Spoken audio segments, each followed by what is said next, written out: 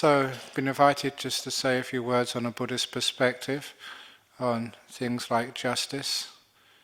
So, in your world, you have another angle, another idea of how to move our world forward. And this is from a Buddhist perspective, because this is Thailand, and many people working here have been informed by Buddhist principles, so they think. So one of the problems with Thailand is you're so close to Buddhism, sometimes you don't understand it that well as somebody who's lived apart from Buddhism, grown up in another country, who sees it in much more depth and detail. It's one of the reasons why some Western monks are very popular in Thailand, because they can ask deeper questions which the tradition in Thailand does not allow. But I'm going to start with actually praising Thailand. I've been a monk for almost 40 years now. And when after my 5th year as a monk, I was allowed to travel through Thailand, just what we call tudong, being a wandering monk. And I went through the northeast, and at that time, there was a time when Phnom Penh, Vientiane, and Saigon had fallen to the communists. And at that time, there was a huge threat to the government of Thailand from insurgents. Many students from places like Thammasat had rebelled against their government and were living in the jungles and forests and mountains of northeast Thailand in what was called pink areas. Thank you. And in those pink areas of Thailand, they were getting all their guns and ammunition from across the border, mostly from Laos, and also from Cambodia, but mostly from Laos, from the communists there. And they were posing a huge threat to the stability of the Thai government. These were Thai people. At the time, the communists in Laos and Vietnam and Cambodia, they were exhausted from taking control of those countries. And I knew this personally because I was fluent in Thai and Lao at that time. And many generals would come and see my teacher Ajahn Chah, who was very famous, and they would talk about the situation in Thailand at the time. And moreover, I would travel in those areas where the communist insurgents were living. And I had to be very careful. There were some monks, these were senior disciples of Ajahn Fun, had wandered in to one of the areas controlled by the communist insurgent.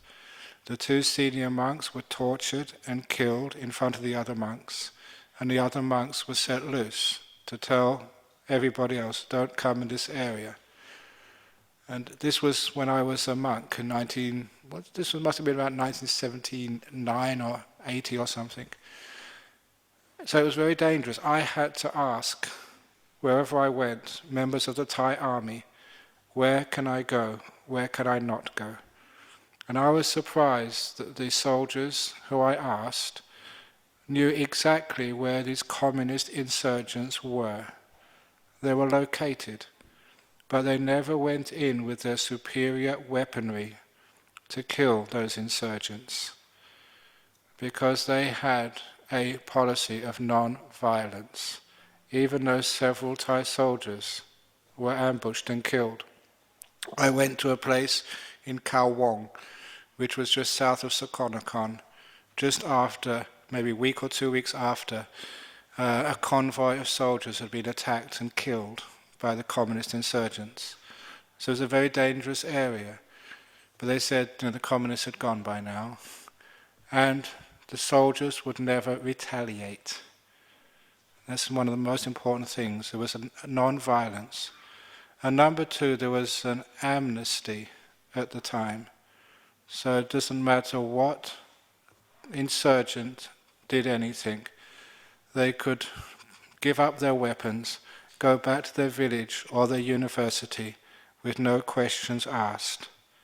At the same time, the government of Thailand, especially His Majesty the King of Thailand, put a lot of resources into irrigation schemes in the northeast, roads. With the roads came electricity.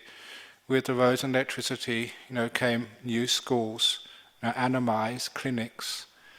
And so the poor part of northeast Thailand, where I was living at the time, I saw this with my own eyes, started developing. The villagers started supporting the government rather than supporting the insurgents. And the insurgents, because the government was not killing their brothers and friends, they lost the will to fight against the government. I remember one soldier telling me, talking with me, he said, when the insurgents come down to the village for rice and other supplies, I don't stop them, he said. I don't arrest or shoot them. I just show them my new watch. I show them my new, in those days, ghetto blaster. That's all I do. He said, I'm telling the insurgents, things are getting better in the poor parts of Thailand. Why are you fighting for? And because of that threefold strategy of amnesty, of non-violence, and of trying to give prosperity to the people who were very poor in Thailand at that time in the northeast, one by one, those insurgents gave themselves up. And eventually, the leaders gave themselves up. And I remember reading articles in the Bangkok Post where people were the entrepreneurs were taking visitors, tourists, to the caves in the mountains, which were the headquarters of these people who very closely came to taking over Thailand at the time. They all gave themselves up. But the most wonderful part of that story was when the leaders of the insurgency gave themselves up. These were the people who had created treason against the government of Thailand, who wanted to kill His Majesty the King and also take over the government and make a communist country. Those leaders were given something more than just amnesty. They were given important jobs in the government civil service of Thailand. They weren't put in jail, they weren't put against a wall and shot. The Thai government, I'm not quite sure who this was, but I will sadhu them. These were highly motivated young people who had great organizational skills, who were willing to lay their life down for their cause. Instead of killing them, why not incorporate them into the government? Let their ideas have some airspace, and maybe they can try and do something. And when I gave this story in Sydney, where the Consul General was listening, he stood up and said, "That is absolutely true what you've said, but even more interestingly, two of those insurgent leaders at that time were ministers in the Thai government. They'd come on board and were serving their country." I don't know if you've heard that story. I wrote about it. This is personal experience. It's valid. It happened. Because I was there at the time. It's a wonderful thing what a government can do, how to stop an insurgency using Buddhist principles. Number one, sometimes we do confuse justice with revenge. They killed my brother, I've got to kill them back. They've raped my child. I will not stop until I find who did that and do something worse to them. That is not justice. That is called revenge. The amnesty, the forgiveness, is something which is very strong in Buddhism. It should be strong in other religions too. One of the famous sayings of Jesus Christ was to turn the other cheek. But very few people remember that piece of advice. Forgiveness is very, very powerful. For those of you who heard the news last Sunday morning, some amateurish terrorist tried to blow up the Mahabodhi temple in Bodh Gaya. And if you're a Buddhist, that's the Holy of Holies, the place where the Lord Buddha sat and became enlightened. And I've been very proud to read on the internet all Buddhist organizations writing their response, "We forgive you, please don't react violently, nothing is settled with more violence." Or as I once said to a journalist, when there was a violent act against the Muslims, it was a time in Guantanamo Bay where a US Marine was accused of taking a copy of the Holy Book of Islam and flushing it down the toilet in front of one of the detainees. You may remember that event. At that particular time, that they thought that there was going to be huge protests around the world. And there was. But in Australia, a journalist in the Australian newspaper gave a call to me, and he said, there's people actually waiting outside. Are they trying to get in? There's a double booking.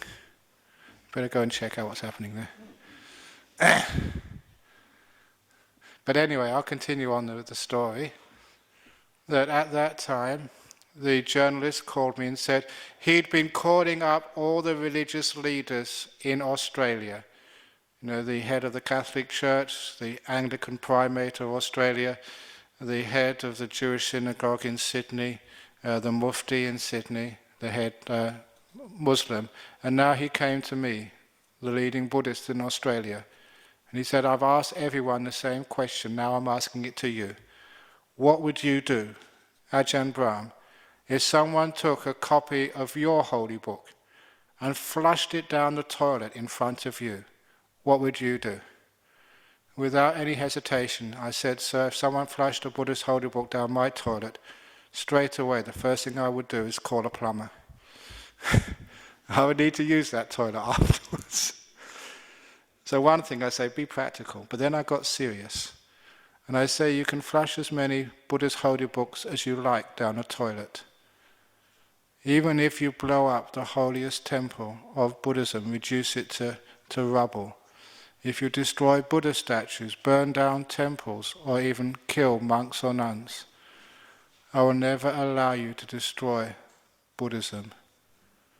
I will never allow you to destroy peace, forgiveness, compassion.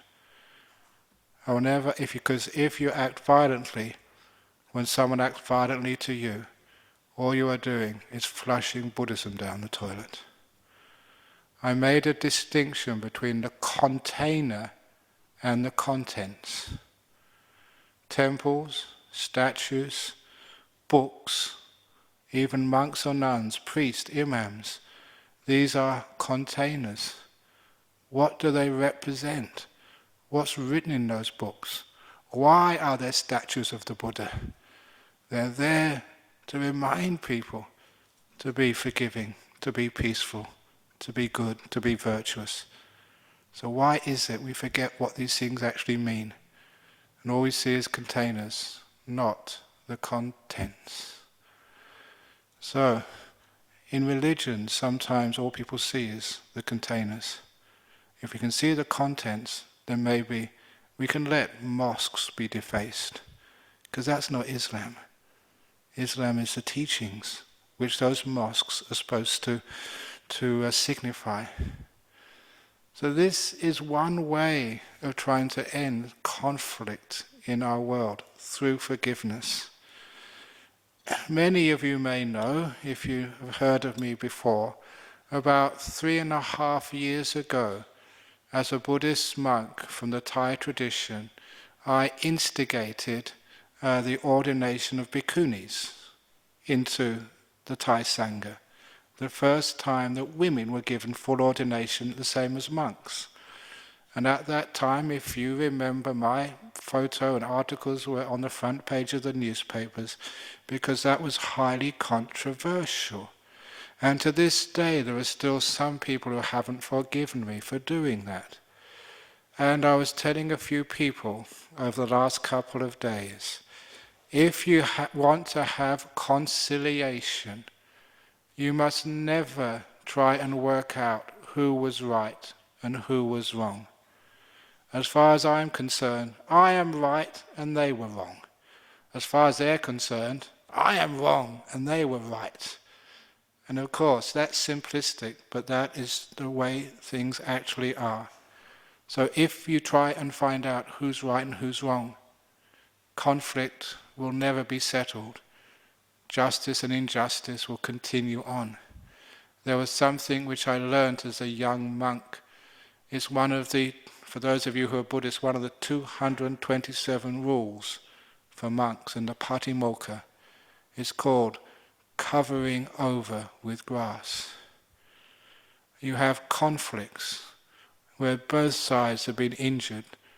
Usually we only see our injury. We don't see the injury of our enemies. Bury it. Let the earth flow over it. Let grass come up. Bury it in the ground. Move forward. Never look back. That is a very Buddhist principle. And it's a wonderful thing to be able to do. Sometimes when we look for justice, are we really looking for justice or is it really revenge? For me, too often it's revenge. And to be able to let things go, cover them over with grass, sometimes and very often that's the best thing to do to move forward. I know that some historian once said, if you forget the past, you will have to relive its mistakes. I totally disagree with that.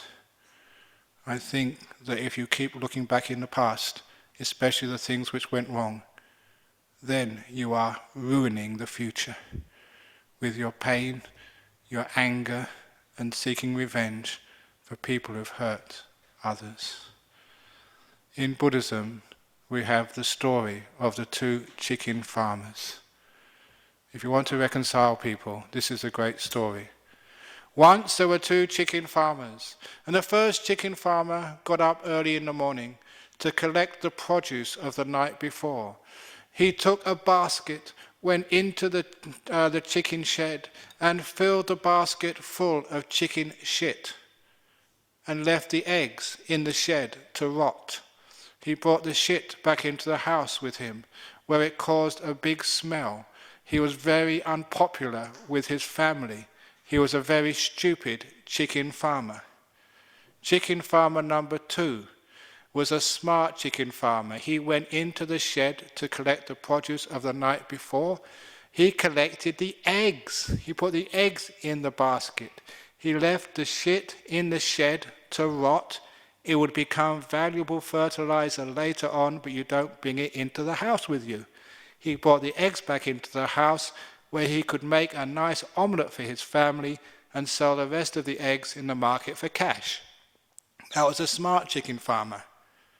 Now what is the meaning of this little simile? When you collect the produce of your past, when you remember what happened to you last week, last month, what do you put in your basket and bring home with you? Are you shit collectors or egg collectors? You know what you are, you're shit collectors, aren't you? You remember all the terrible things which happened. That is why we can't forgive. The things which go wrong in your life is what we remember.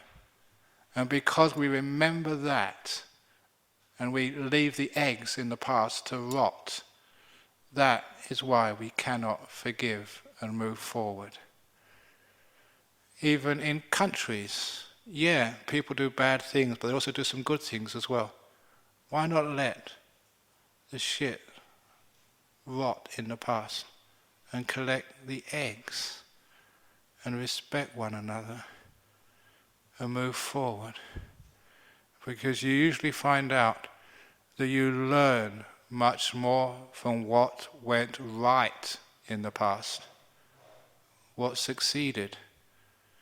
If you keep thinking about the mistakes, what went wrong, you get anger, you get some idea of settling scores, and you get very disappointed and lose your faith in humankind. That's what happens if you collect shit.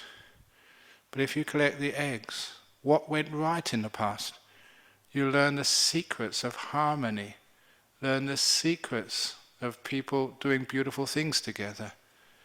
It inspires you, energizes you, but most importantly, you realize the cause of success, harmony, happiness, prosperity. You learn much more from what went right in the past than you ever learn from what went wrong.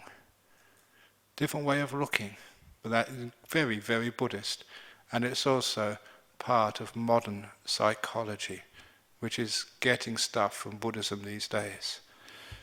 So when it comes to settling things in the past, if you can somehow or other move forward by bringing up the past, by finding the culprits, number one, we don't have punishment in Buddhism. The amazing thing, when I became a Buddhist and I started looking at what the Buddha taught, especially about punishments, there was no punishment. And to illustrate this, there's a story of a young man who was training at my monastery in Australia. The training to become a monk in our forest tradition is, for the first year you have to wear white clothes and keep what we call 8 precepts. For you Thais, if you go and stay in a monastery overnight, you keep 8 precepts, which means no food in the afternoon, evening or night time. You only eat in the morning, just like the monks. So there was this young Australian man, he was training in my monastery in Australia. One morning he came to see me, because I was the abbot, the teacher, and he said, I didn't sleep at all last night. I broke a rule. Yesterday afternoon I was hungry. I snuck into the kitchen, made myself a sandwich and ate it. I broke the rules, he said. And so my response was, you've broken a rule. Thank you so much for admitting it, for being honest.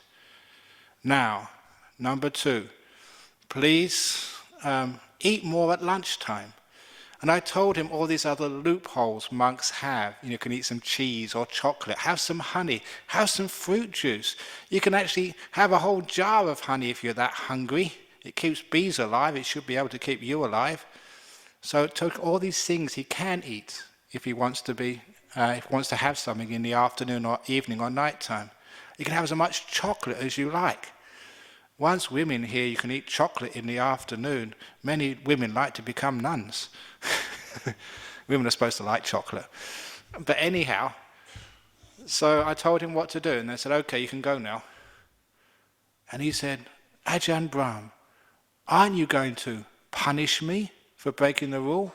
Isn't there any penance? I said, no, we haven't got a punishment for this. You've told the truth. I forgive you. Now learn not to do it again. And I've taught you how you can do that. And then he told me, that's not good enough. If you don't give me a punishment, I'll do it again. And so he put me on the spot. So as it happened to be, that morning I was reading a book about the early history of Australia.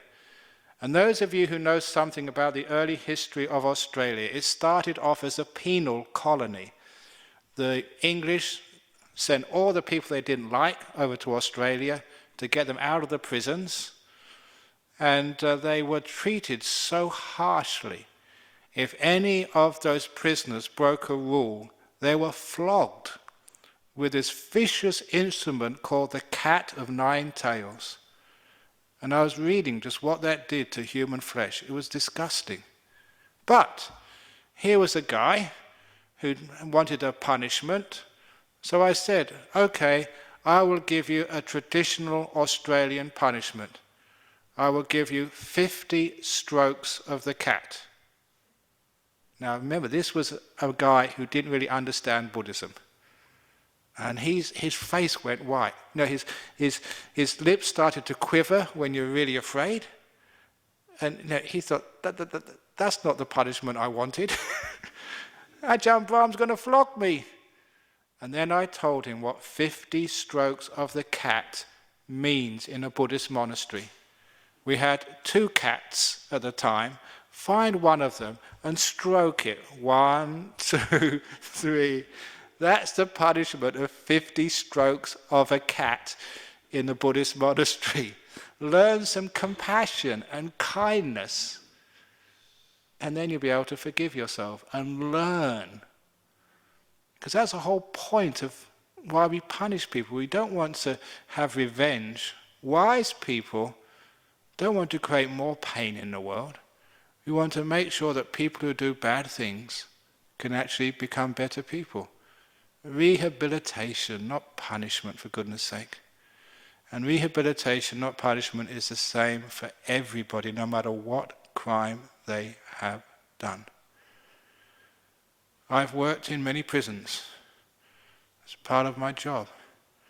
I've met people who've done terrible things in prison. But you know, in all the prisons I've visited, I've never yet seen a criminal.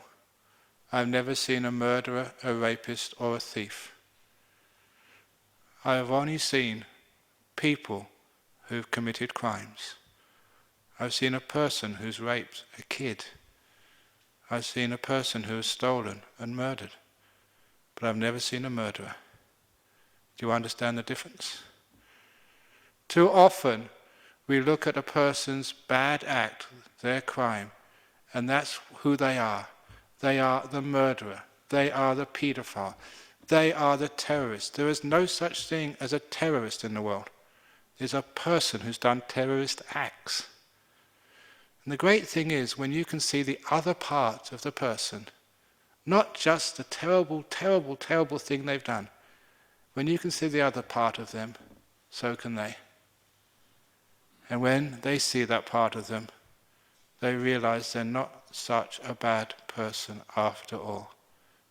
There's something left in them worth saving. And my goodness, it works. People who come to my classes, when they leave jails, never go back, according to a prison officer who called me and told me that. I told that story to the Institute of Mental Health conference where I gave a keynote address 2 or 3 years ago, at the end of which a fellow who was the professor in charge of the schizophrenia unit in Singapore, he said, "Please come and bless my ward." He said, "I'm a Christian, but I like your talk."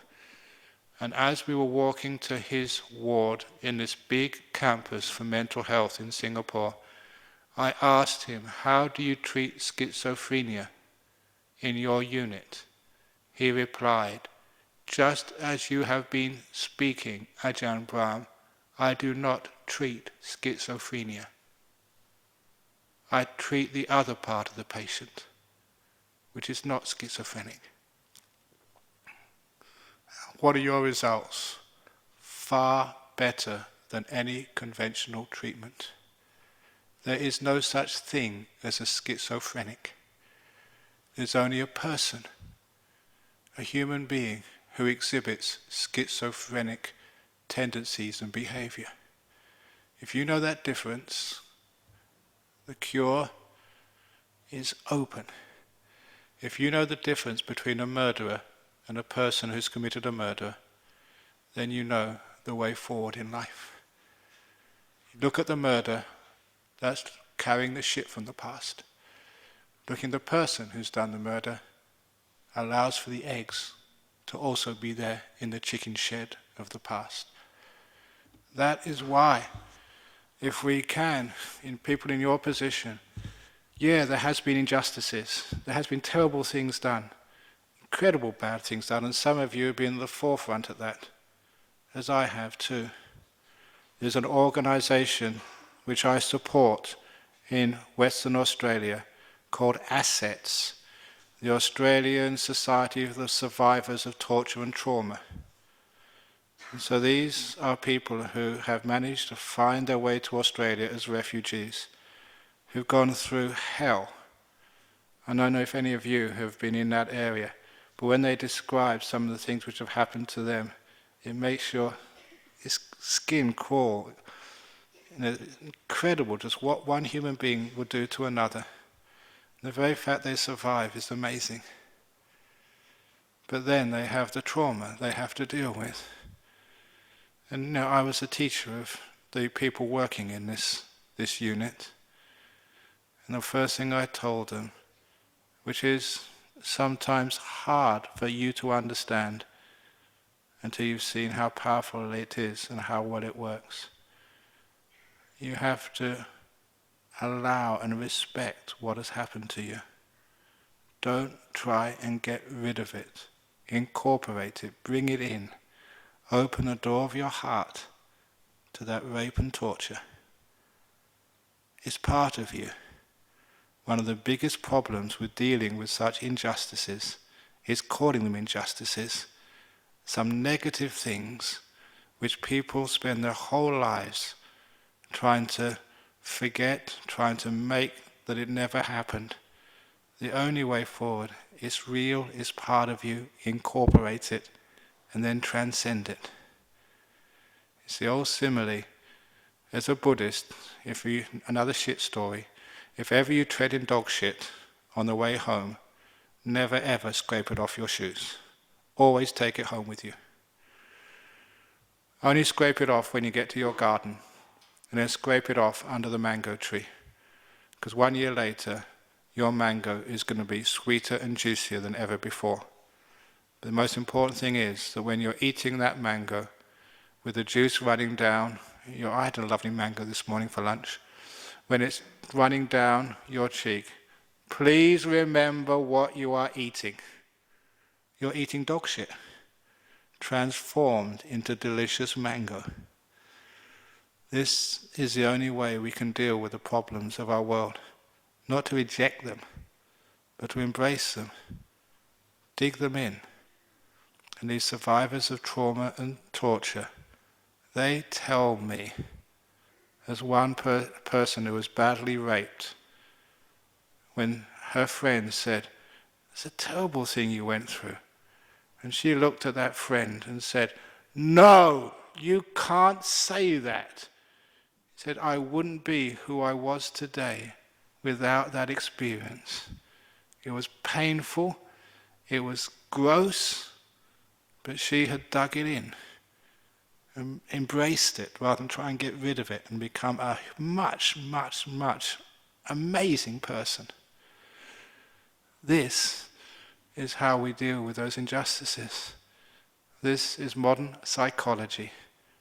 If you ever look on the internet, Buddhist psychology is a huge growing field, because the other psychology does not work.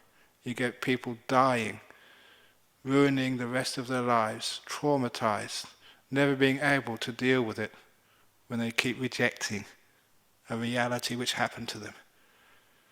Embrace it, and the next stage is transcending. That's actually my experiences of teaching people for so many years in Western countries, where you do get people coming.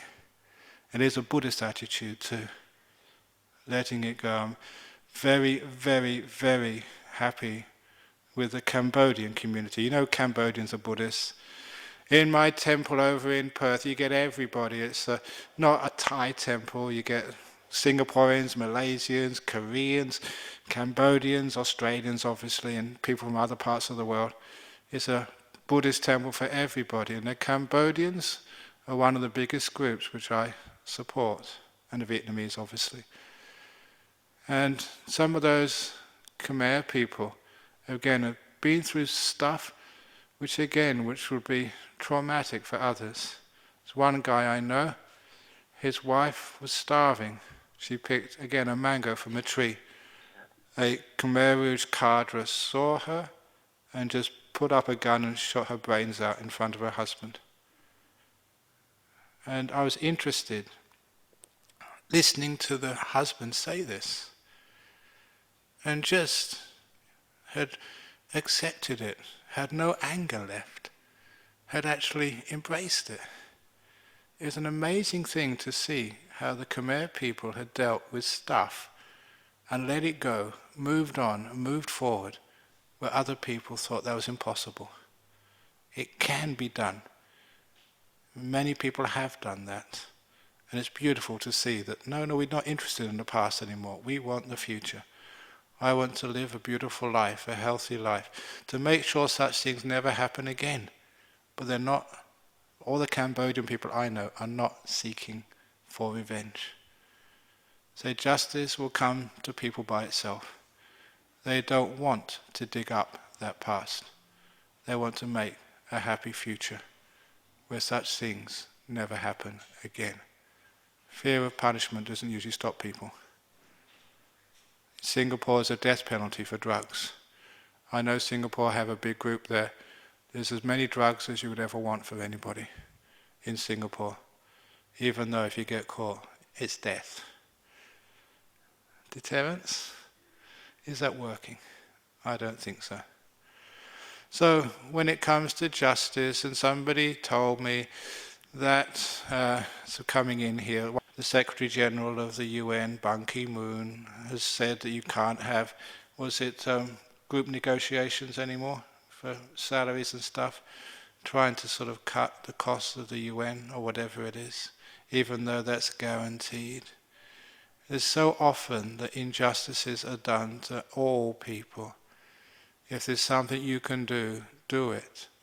But, as the English statesman Harold Macmillan said during the Six-Day War, if you remember that far back, I think it's 1967, there was a big war between Israel and the surrounding Arab countries. It was only for 6 days, but many people say it's still going on today. But during the time of hostilities, I think it was an ex-British Prime Minister was asked by a newspaper, "Sir, what do you think about the problem in the Middle East?" And straight away he replied, "There is no problem in the Middle East," which shocked the journalist. How can you say that? There is a war going on as we speak. People are being killed with bullets and shells from tanks. How can you say there is no problem in the Middle East?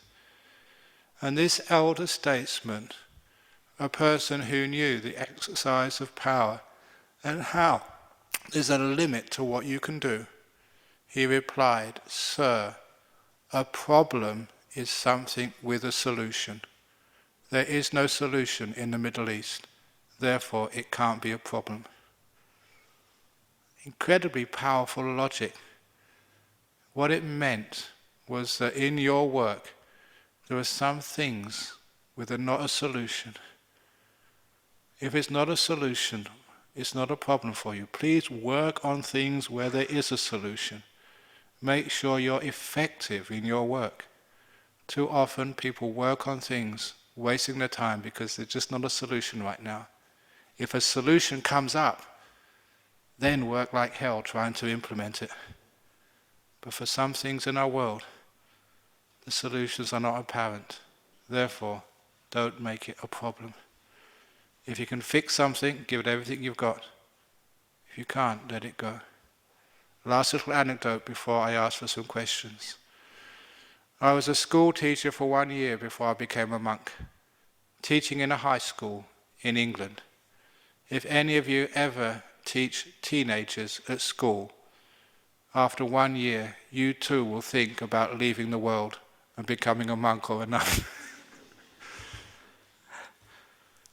But there was an elder school teacher who had fought in the British Army during the Second World War. And he told me a great story. He was sent to Burma fighting the Japanese. He wasn't one of these macho people who like fighting. He just had to volunteer because everybody had to.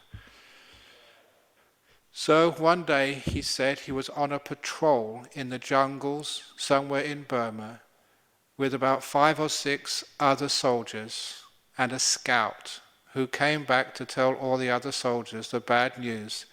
They had stumbled into the middle of a huge number of Japanese troops. They were heavily outnumbered and totally surrounded. This was at war. And this, you never know in war who will be the hero and who will be the coward. Even the big guys, footballers, they just lose it and become cowards when faced with imminent death. But this guy, who was an English teacher at the school where I was, he was a hero. He said, let's fight our way out. Who knows? Maybe someone might make it. And even if we all die, we'll take many of the enemy soldiers into death with us. That's a brave Bruce Willis thing to do.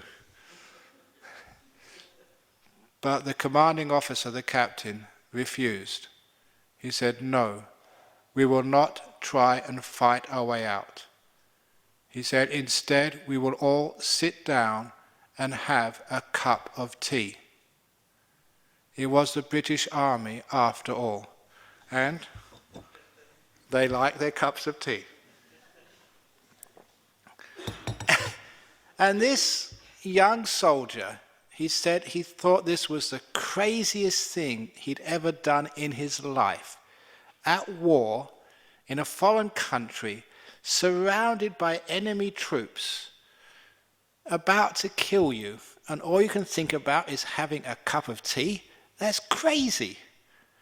But in the military, you have to follow orders. You've got no choice, even if you think it's the dumbest thing. So they were making the cup of tea, thinking this would be the last drink ever, when the scout came back, whispered to the captain got all the soldiers together, put the tea away. The enemy has moved, there's a way out.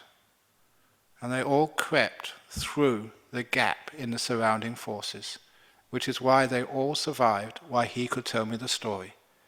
He said he owed his life to the wisdom of that captain. When you're surrounded by the enemy, about to die, and there's nothing you can do, sit down and have a cup of tea. Coffee if you like. Don't do anything, because you'll make it worse. Things change. That's one thing we can be sure of. Situations, environments, views, secretary generals change. And when they do change, and there's something you can do, you'll be ready. Ready to creep through the gap in the opposition forces and make a difference. The problem with people, that when there's some problem, you don't know when to sit still and let it evolve before you take action. Sometimes the wisest thing is to do nothing and wait. Wait for your time when you can really make a difference. And he said he owed his life many times. There was a time later on in his life he had cancer. Bad cancer. Surrounded by death on all sides. And what did he do? Relax. Have cups of tea. There's lots of antioxidants in tea, so they tell me. He survived. But if he'd have worried, if he'd have struggled, he'd have increased his stress and probably have died. It's a beautiful simile. When there's nothing to do nothing. When there's something to do, give it everything you've got. When you're fighting injustice, if there's something you can do, yes, give it everything you've got. Nothing you can do, it's not a problem. Sit down, relax, or work on something else. It's a limited thing which we can do in this world. And if we know where we can be effective and apply ourselves there, it's amazing how productive you can be in your life. So, I've said a few little things about injustice, Buddhist style, and how we deal with problems in life. Hopefully, I haven't told you what you already know. Hopefully, I've been controversial. That's why we discuss things. If we discuss things which we already agree on, there's no point to learning. So now, I'm going to open it up to what I call the 3 C's. Questions, comments, and complaints.